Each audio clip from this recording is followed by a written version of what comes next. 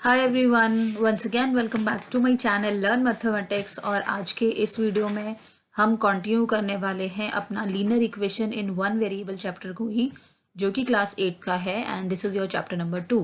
But यहाँ जो हम बात करने वाले हैं वो होगी आपकी exercise 2.2 and this is your part number 1।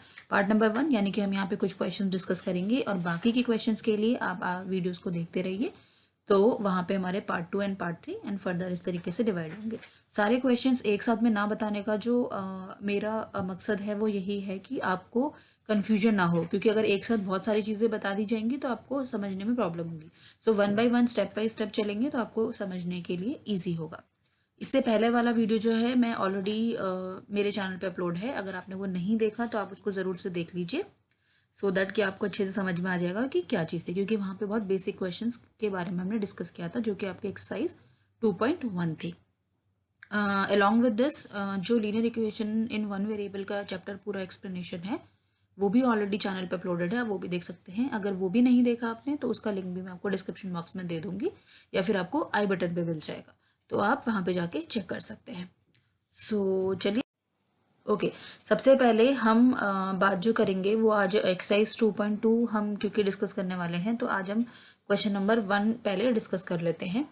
If you subtract 1/2 from a number and multiply the result by 1/2 you get 1/8, what is the number. तो सबसे पहले मैं आपको क्वेश्चन एक्सप्लेन कर देती हूँ कि क्वेश्चन में पूछा क्या गया है आपसे, ये क्वेश्चन का मीनिंग क्या है। बिकॉज अगर आपको क्वेश्चन का मीनिंग ही समझ में नहीं आएगा तो आप क्वेश्चन को कैसे सॉल्व कर पाएंगे। तो सबसे पहले one by one step by step आप क्वेश्चन के मीनिंग को समझने की कोशिश करिए, then only try to solve that problem. Okay so सबसे पहले देखिए यहाँ पे क्वेश्चन क्या पूछा हुआ है कि अगर आप किसी भी नंबर में से, देखिए if you subtract 1/2 from a number, यानी कि अगर आप किसी भी नंबर से 1/2 हाफ सब्ट्रैक्ट करते हैं, उसके बाद जो भी आपका आंसर आता है, यानी कि उस नंबर से 1/2 को सब्ट्रैक्ट करने के बाद जो भी आंसर आता है उसमें आप मल्टीप्लाई कर देते हैं 1/2। यही लिखा है ना, and multiply the result by 1/2, यानी कि जो भी रिजल्ट आया आपका सब्ट्रैक्ट करने के बाद उस नंबर को आप 1/2 से मल्टीप्लाई कर देंगे तो आपको आंसर मिलेगा 1/8। अब आपसे क्या पूछा जा रहा है, आपसे पूछा जा रहा है व्हाट इज द नंबर, यानी कि जो आपने नंबर एज्यूम किया था, जिस नंबर से आपने 1/2 को माइनस किया था फिर उसके बाद 1/2 को मल्टीप्लाई किया था, वो नंबर क्या है। तो यानी कि जो ओरिजिनली हमने सबसे पहले नंबर लिया था वो हमको कैलकुलेट करना है। तो कभी भी इस तरह का कोई भी क्वेश्चन हो तो आपको सबसे पहले क्या करना होगा, उस नंबर को कुछ ना कुछ एज्यूम कर लेना होगा।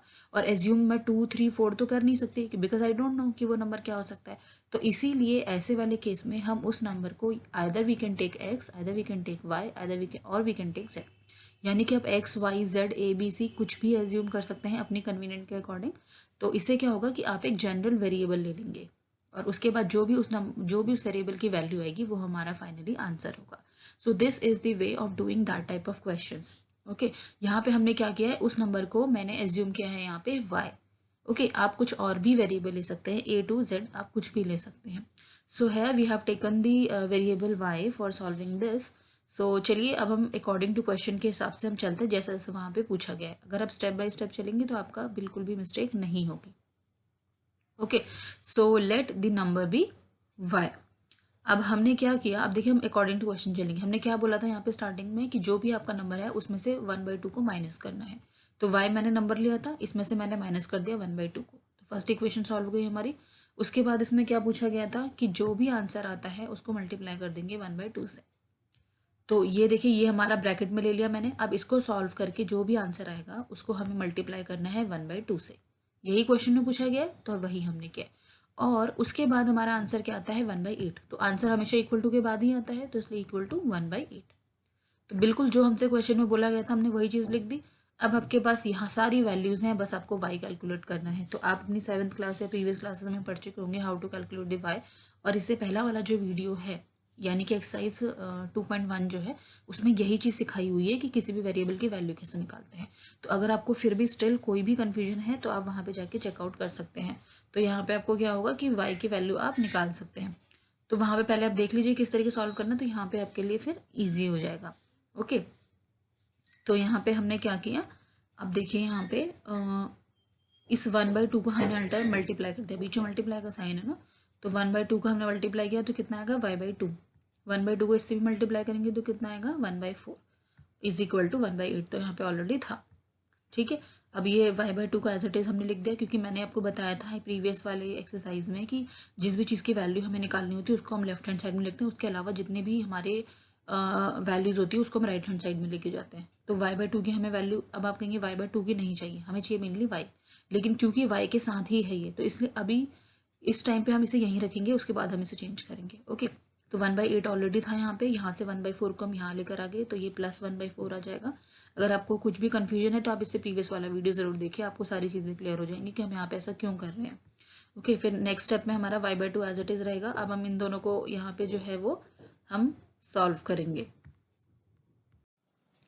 इस वाले स्टेप में हमने यहाँ पे y/2 को एज इट इज़ ले लिया, यहाँ पे 1/8 एज इट इज़ आ गया। अब क्योंकि हमें यहाँ पे ऐड करने के लिए नीचे डिनोमिनेटर सेम होना चाहिए, तो इसलिए हमने इसे क्या किया, अब सेम कब हो गए, जब इसे हम 2 से मल्टीप्लाई कर देंगे, और जिस नंबर से नीचे मल्टीप्लाई कर रहे हैं उसी नंबर से हमें ऊपर भी मल्टीप्लाई करना होता है, तो हम इसे 1/2 से मल्टीप्लाई कर देंगे।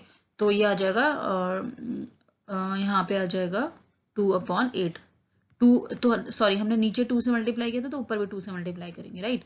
तो इसलिए ऊपर भी 2 से मल्टीप्लाई किया तो 2 आ गया, और नीचे भी 2 से मल्टीप्लाई किया तो 8 आ गया। अब क्या हो गया, डिनोमिनेटर में दोनों जगह 8 आ गया, तो अब हम इजीली इसे ऐड कर सकते हैं।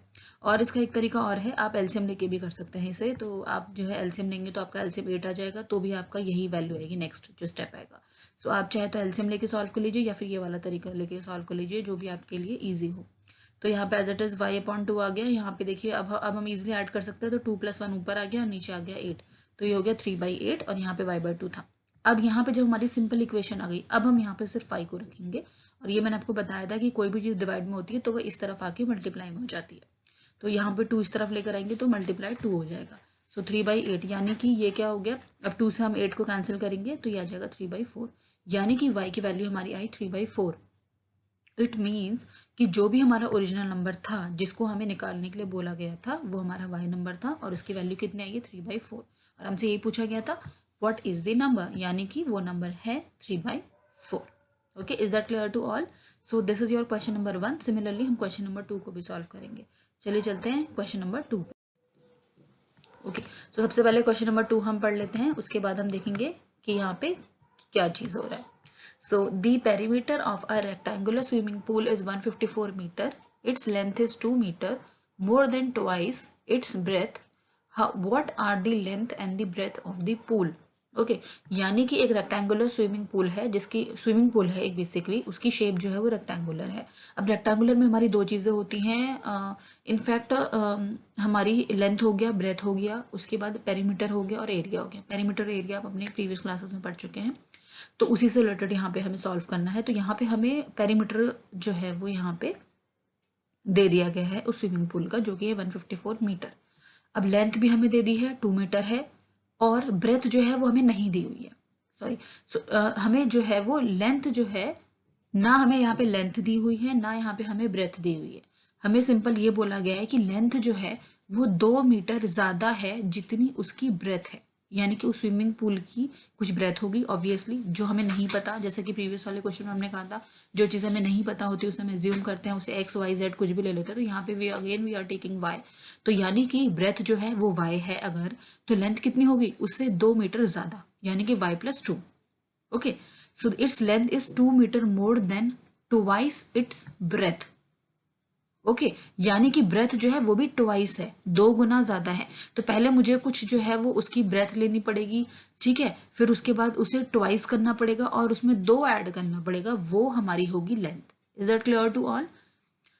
मैं दोबारा से बता देती हूँ, पेरीमीटर जो है वो रेक्टेंगल का या स्विमिंग पूल का वह है 154 मीटर, ठीक है। ब्रेथ हमें नहीं दी हुई है, तो ब्रेथ हम कुछ एज्यूम करेंगे, जैसे मैंने y एज्यूम कर लिया है, और लेंथ जो है वो क्या है उसकी 2 metre more than twice its breadth, यानी कि मैं सबसे पहले ब्रेथ को ट्वाइस करूंगी, ठीक है, यानी कि 2y होगा, उसके बाद उसमें +2 और ऐड कर देंगे, क्योंकि यहाँ पे लिखा हुआ है 2 मीटर मोर, यानी कि 2 मीटर ज्यादा है जितनी उसकी ब्रेथ को डबल करने के बाद है, ठीक है। सो सिमिलरली सॉल्यूशन में हमने यहाँ पे यही लिखा है, let the breadth of the rectangle be y ले लिया हमने यहाँ पे, तो लेंथ कितनी होगी, पहले 2y करेंगे और उसके बाद उसमें हम 2 और ऐड कर देंगे। So this is your length. अब perimeter of rectangular swimming pool क्या दे रखा है हमें यहाँ पे ऑलरेडी गिवन, सबसे पहले जो गिवन होती है वो चीज़ें लिखते हैं। तो ये सब हमें गिवन था, ये भी हमें गिवन था 154 मीटर। अब हम लिखेंगे पेरीमीटर का फॉर्मूला क्या होता है। अगर आपको पेरीमीटर का फॉर्मूला ही नहीं पता होगा तो आप इस क्वेश्चन को सॉल्व नहीं कर पाएंगे। तो इसलिए फॉर्मूलाज को ज़रूर बहुत अच्छे से लर्न कर लीजिए, क्योंकि आगे भी आपके ये यूज़फुल होंगे। सो पेरीमीटर जो होता है वो क्या होता है, 2 ब्रैकेट में L plus breadth.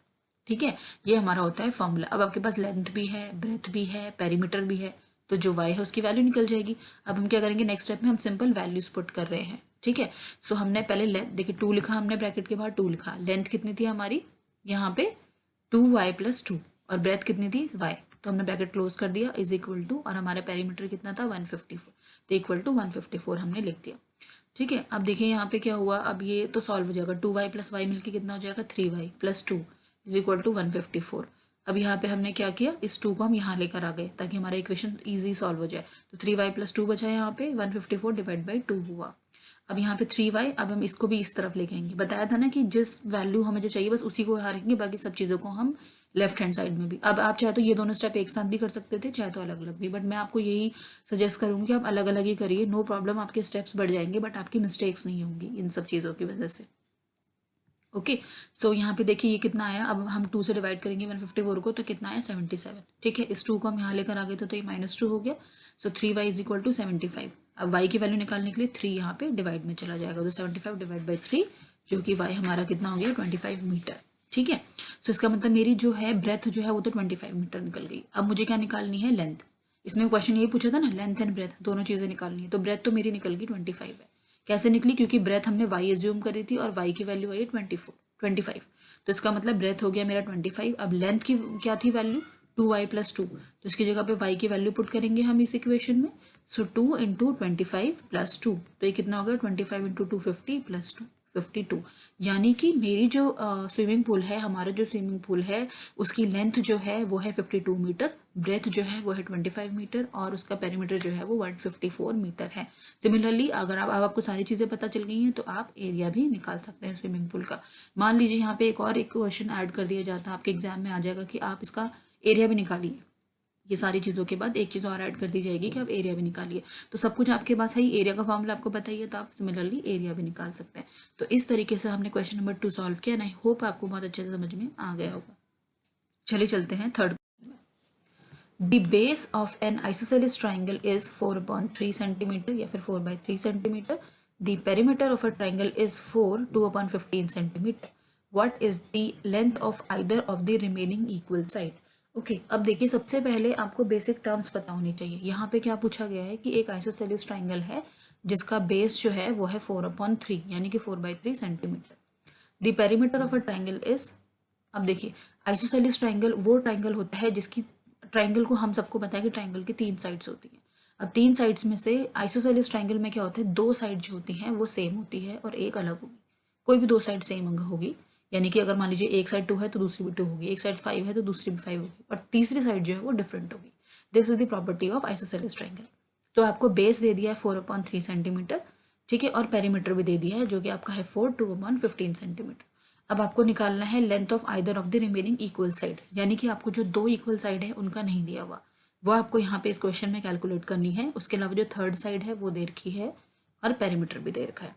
Okay, so base of n, तो हम सबसे पहले मैंने बताया था जो भी हमें गिवन होता है हम सबसे पहले वो लिख लेते हैं। तो सॉल्यूशन में हम गए, base of n isosceles triangle is equal to 4/3 centimetre. Perimeter of a triangle हमें दे रखा था 4 2/15, इसको ये मिक्स फ्रैक्शन में दे रखा है हमें, तो हम इसे नॉर्मल में करेंगे पहले कन्वर्ट। तो 15 4 जो होता है 60 और ऊपर वाले को हम ऐड करते हैं, तो 60 + 2 is equal to 62/15 centimetre. Now अब जो चीज़ हमें नहीं दी हुई उसको हम हमेशा एज्यूम करते हैं। सो हमें लेंथ नहीं दे रखी दोनों इक्वल साइड्स की, तो इसका मतलब हमने उसको एज्यूम कर लिया y। So let the length of equal side of a triangle be y। अब हम क्या करेंगे, सॉल्व। अब हमें पता है पेरीमीटर इसमें ऑलरेडी दे रखा है, तो पेरीमीटर का फॉर्मूला वी ऑल नो कि तीनों साइड का सम होता है। तो तीनों साइड के सम में से मुझे एक साइड तो पता है, 2 साइडें नहीं पता मुझे, तो हमने एक साइड लिख दिया 4/3, और दूसरी जो साइड थी वो हो गई, एक साइड तो y हो गई जो मैंने एज्यूम करी थी। अब क्योंकि यहाँ पे 2 साइड 2 हैं और दोनों के दोनों इक्वल हैं, तो अगर एक y है तो दूसरी भी y होगी, तो इसलिए हमने दूसरी की जगह भी यहाँ पे y लिखा हुआ है। ठीक है, तो तीनों साइड आ गई यहाँ पे, और यहाँ पे हमने पेरीमीटर की वैल्यू लिख दी 62/15 सेंटीमीटर। अब हम इसको सिंपल सॉल्व करेंगे, y + y हो गया 2y। ठीक है, ये 62/15 ऑलरेडी था और ये 4/3 को हम यहाँ लेकर आ गए लेफ्ट हैंड साइड में, तो इधर आके क्या हो जाएगा, ये -4/3 सेंटीमीटर। ओके 2y रहेगा। अब हम अंदर से इसको सॉल्व करेंगे तो हमने यहाँ पे एलसीएम लिया, एलसीएम लेके 15 आ गया, यहाँ पे हुआ 62 माइनस 20। ठीक है, एलसीएम लेना आई होप सबको आता है। तो इसको सॉल्व करके नेक्स्ट स्टेप में आ गया हमारा 42/15। ओके, ये 2y एज इट इज रहेगा। अब हमें तो सिर्फ 2y की वैल्यू नहीं चाहिए ना, हमें तो सिर्फ y की वैल्यू चाहिए। तो ये 2 को भी हम इधर लेकर आएंगे और इस 2 को हम राइट हैंड साइड में लेके आएंगे तो ये मल्टीप्लाई में हो जाएगा। तो 42/15 इंटू 1/2, तो ये हो गया 42 डिवाइड बाई 30।